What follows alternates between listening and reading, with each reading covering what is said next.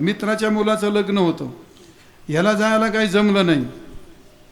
मग लग्न झालं, खूप अडचण आली, जवळचं का अडचण आलीच, गेला आला 8 दिवसांनी मित्राच्या मुलाचं लग्न झालं, जायलाच पाहिजे. बायकोला बरोबर घेतलं, पिशवीमध्ये तांदूळ घेतले, 2 वजळी लाल करूनच घेतले. गेला तिथं, मित्रा म्हणला क्षमा करू, म्हणला काय नाही येता आलं, म्हणलं आता काय करू, लईच मोठी अडचण. आता म्हणलं राहू दे, काय अडचण, कुठे आहेत म्हणला मुलगी, हे काय सून कुठे, मुलगानं सून बोलवली.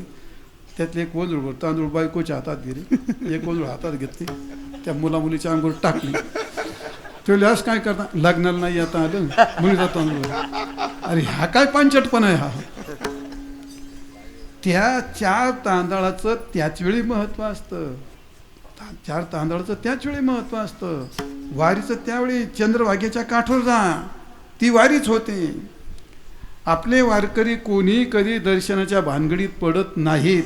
त्यांना भजन पूजन कोठे नका पाहू करा हरिकथन, तिथे अवचिता सापडेल असं ते. भजनाचा देव असतो, तुझा तो मुद्दा नाही.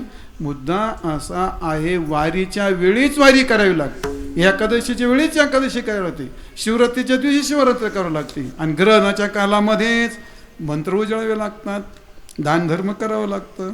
ह्याला काय म्हणतात, परमार्थ नाही का, तो परमार्थच येतो, पण त्याला नैमित्तिक परमार्थ, निमित्ताने प्राप्त होणारा परमार्थ.